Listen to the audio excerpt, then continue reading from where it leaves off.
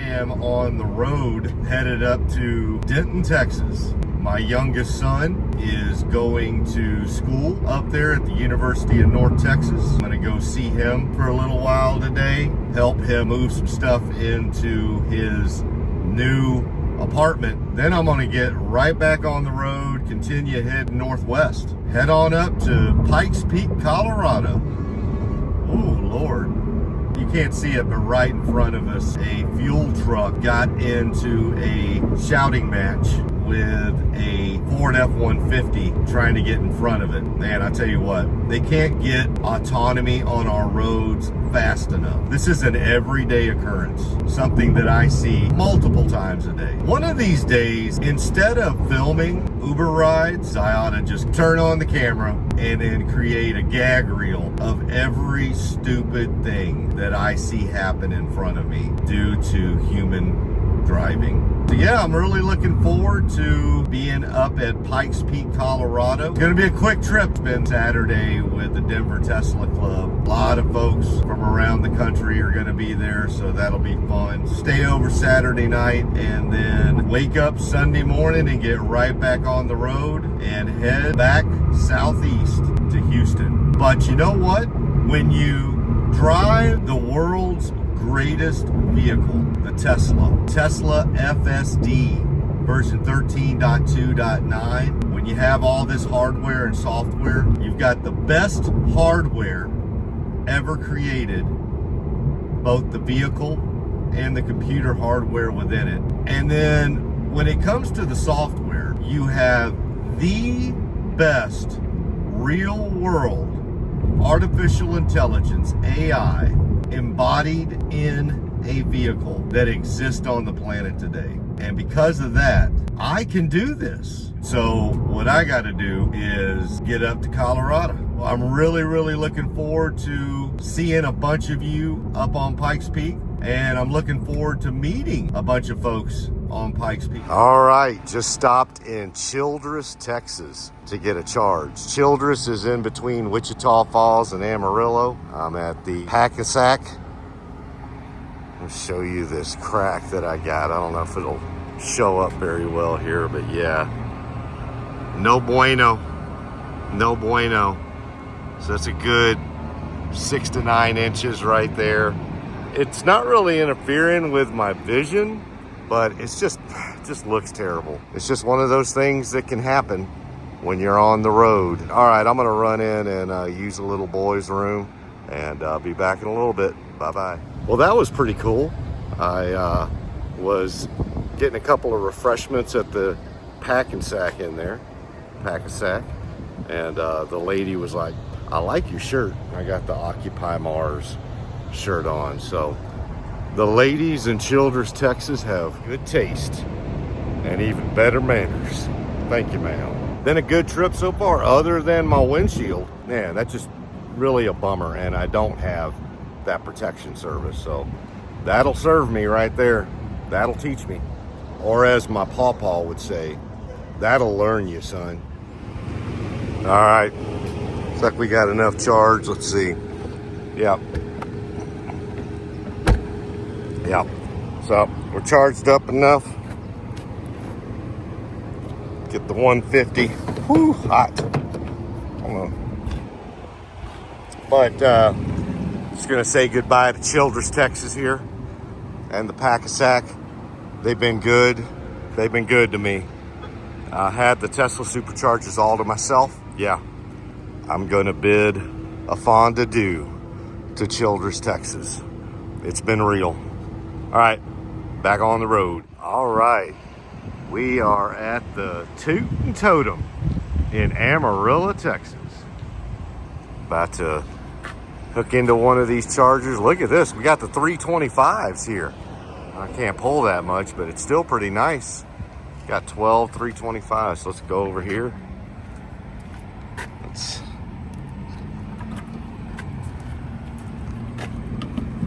wait for our green friend to show up. There we go, that was quick. All right, I'm gonna run on into the Toot and Totem, and well, never mind. But yeah, I'm gonna go to Little Boys. Boy, that one rode itself. All right, be back in a little bit. Just got done inside the Toot and Totem. Got see there, Coke Zero and a water. Got to cancel out the Coke Zero with some water.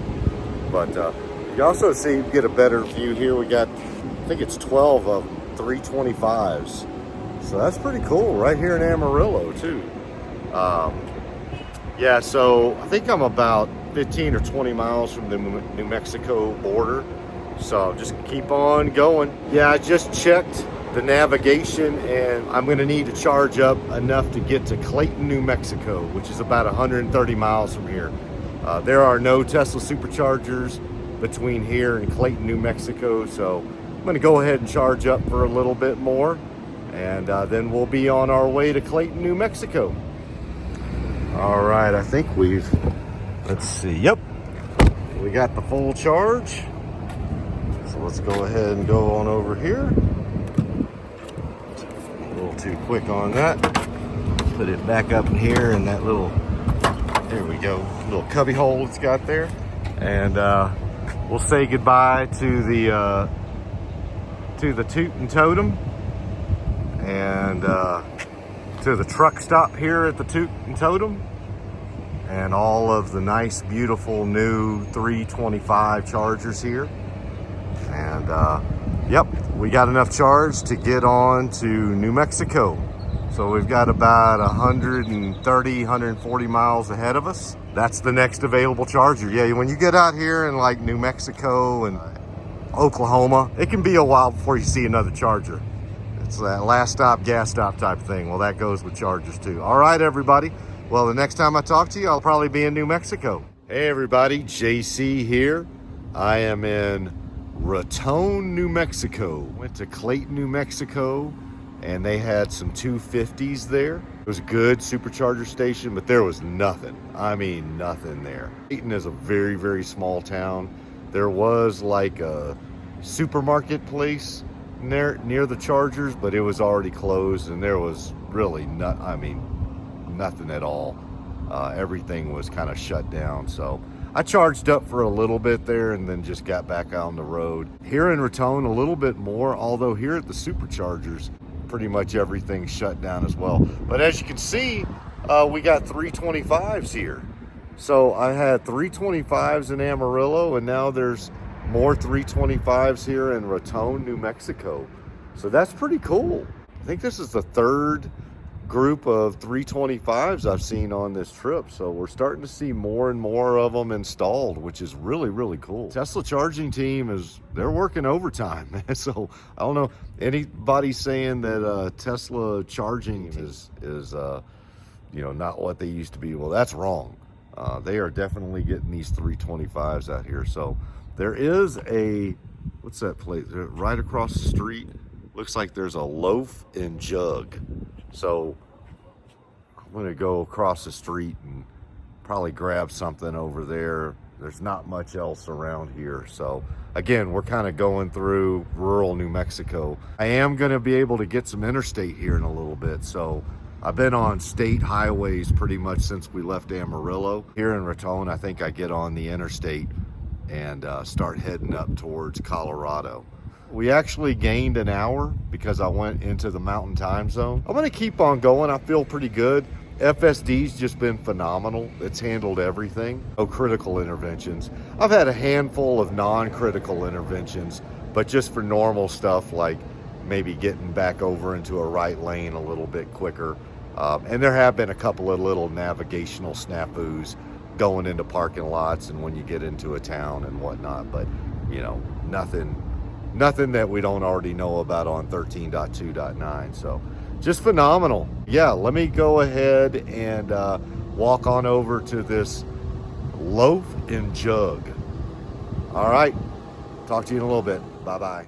All right, everybody, I'm back across the street from the loaf and jug, back over the Tesla. Just got a few more minutes to charge up and be on the way to Colorado.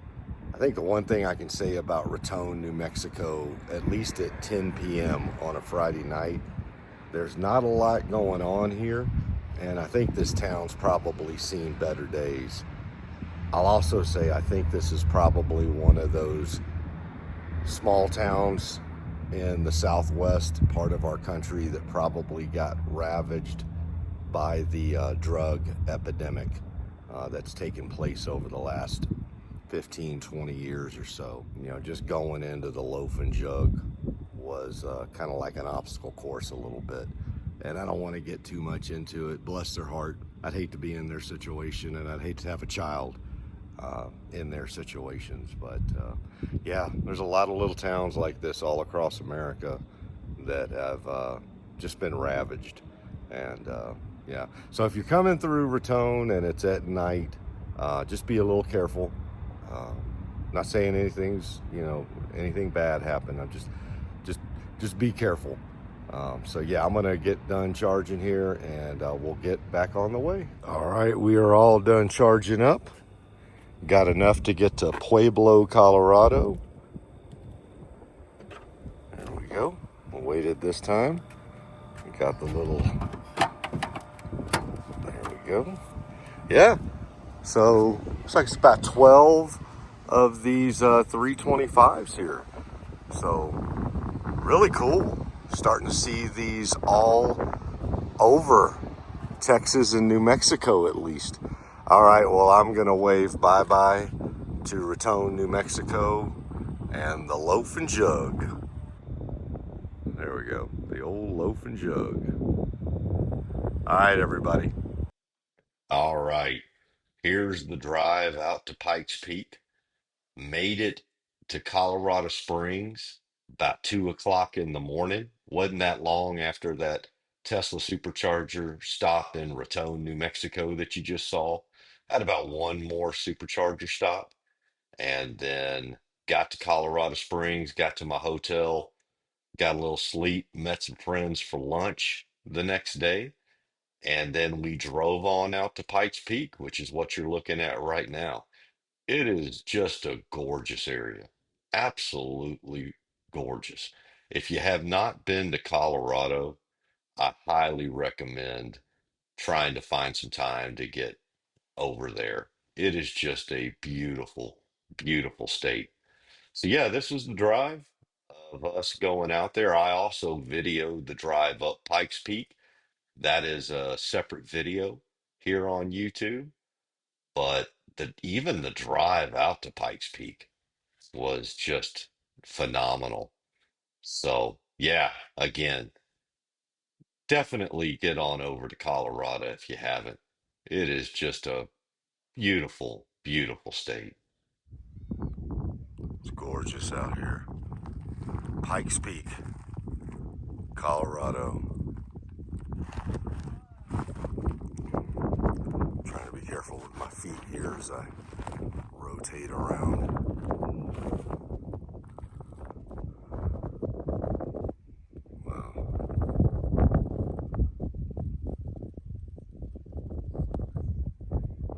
Good Sunday morning, everybody. JC here, coming to you from Colorado, here on the way home to Texas.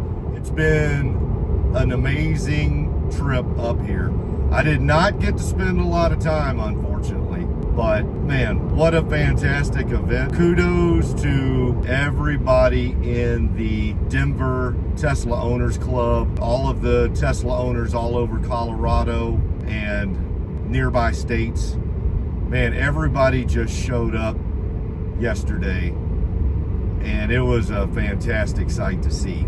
It was a lot of folks. I met up in the early afternoon. We all had lunch together at a place I believe was called the Lazy Dog or the Lucky Dog, but whatever it's called, I think it's the Lazy Dog.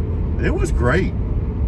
It was really nice. I love the aesthetics and the atmosphere of the place. I think it's probably a chain in Colorado and maybe some other western states, but I'll tell you what, if that's a chain, kudos to the Lazy Dog folks. You've done a great job. Service was great, food was great. So yeah, had a great lunch, so had a fantastic time there. And then we all met up at a place called Santa's North Pole Workshop. just outside of Colorado Springs, just to the west of Colorado Springs. And there's a huge parking lot there right at the foot of Pikes Peak. And the gate entrance to the mountain is there as well. And so we all of the Tesla owners who were going to be part of the trek up Pikes Peak, we all met there in that parking lot. There was some booths set up. Everything went really, really well. I will tell you, I maybe I shouldn't have been surprised, but the turnout was just tremendous. And not only was the turnout tremendous, but the atmosphere and everybody was in a great mood. The community was fantastic. It was just really, really cool. So to the Denver Tesla Owners Club, kudos to y'all. You have a great ethos, great attitude, a lot of great community. I thoroughly enjoyed myself. And it was really, really cool getting to meet a lot of you. I met a couple of healthy handfuls of folks that I've known on X, known through X for a while, but got to meet in person for the first time. So that's another thing that is always really cool about these events, is that you get to see people that you've known for a while and that you've seen multiple times. Obviously, you get to see people that you haven't seen in a while, but you're always going to finally meet somebody that you've interacted with on X quite a bit, or maybe a handful of times, and then you finally get to meet them in person. So you always add to that list of people that not only do you know by their X moniker, but now you know them by face. And that's always outstanding. I love that. So kudos to the Denver Tesla Owners Club. Kudos to all of the Tesla owners in the Colorado Valley, Colorado area, and all the states that close by. I know some folks came in from Utah, saw a few New Mexico plates, some Oklahoma plates. Yeah, saw plates from all over the western part of the U.S. But of course, from the greatest state in the Union, and they call her Tejas, I represented. So I did represent from Texas. On top of Pikes Peak, I met a nice young couple where the young gentleman was originally from Dallas, Texas. He joined the Air Force as a young man, sort of like me, joining the military as a youngster. But he joined, obviously he was, had a lot more brain cells than me, because he joined the Air Force and did some, we won't say what, but he did some very, very interesting things in the Air Force. And then now he does work. We will just say he does work in the space industry, or in the space, outer space, as not the space between your ears, but outer space. So won't get into details there, obviously, but very, very bright young man, beautiful young couple. Had their children up there with them, young children. Really, really cool. So yeah, just to close all that out, big kudos to everybody in the Denver Tesla Owners Club. Y'all showed out. Tremendous job. Everybody else, the state of Colorado, who came out there, as well as the nearby states. Just fantastic. What an event. We met at the bottom of Pikes Peak, and then we trekked on up. Had a fantastic time. Tesla FSD took me the entire way without intervention. Did fantastic. So yeah, FSD from the bottom of the mountain all the way up to the top. FSD handled all of it. And the only time I needed to take over manually was when it got to the summit. Like, I had the visitor center plugged in to get us up there, and then once we got there, you had to go find a place to park, and they were directing us where to go park. So I manually took over at that point to get my Tesla parked in the specific place they wanted it for the light show, which was also fantastic. Speaking of Tesla FSD getting me all the way up the mountain, That's another thing I want to bring up. Yeah, it took me about 16 hours to get to Colorado Springs from Houston. But man, I tell you what, Tesla FSD just made it a breeze. Man, I get into the hotel at about 2 to 2:30, get some good rest that night. I wake up refreshed and relaxed and ready to tackle the day. And that's all due to FSD. So, you know, I'm going to tell you, if you own a Tesla, I highly recommend that you subscribe to Tesla FSD. And I know some people are going to go, well, JC, you're in an AI4 Tesla with the latest version of version 13, 13.2.9. But I'm telling you, the amount of conversations I had yesterday with folks who had similar stories to me about how great FSD was. Yeah, maybe they didn't have as long of a journey as I did. Maybe it wasn't 16 hours. Maybe it was more like 4, 5, 6, maybe 8. But still, that they showed up relaxed, refreshed, ready to tackle the mountain. And they were on Hardware 3 Teslas with whatever the latest version is that Hardware 3, AI3 Teslas have. And they said the exact same thing I did. So subscribe to FSD if you own a Tesla. And then when you do, use it. Go visit this beautiful, beautiful country that we have. Because FSD will make it not only possible, but then once you get to that location, you feel energized, rest and relaxed, and ready to go do whatever it is you went to that place to do, which in my case was go tackle one of the tallest mountains on earth. Thank you, FSD. And if you don't own a Tesla, fix that today. Go order yourself a Tesla. Go on Tesla.com. Don't tell your parents. Do not tell your parents. Just go do it. Just go get the, I'm kidding. No, kids don't do that. But get on Tesla.com. You have until September 30th. I highly, highly recommend that you do it a little bit before September, but you get the $7,500 federal tax credit. If you qualify, you'll get that until September 30th. So the federal government's giving you $7,500 to buy a Tesla. Go buy a Tesla. Man, come on. Anywho, you have until September 30th to use it. And the IRS or somebody affiliated with the IRS did come out and enumerate that, yeah, you do not have to take delivery by September 30th, but you do have to have it ordered and you have to have made some sort of financial transaction for it. So usually that would be like making a payment of some sort, down payment of some sorts. So all of that obviously can be worked out really easily. But again, get on the website, go order a Tesla, do it today.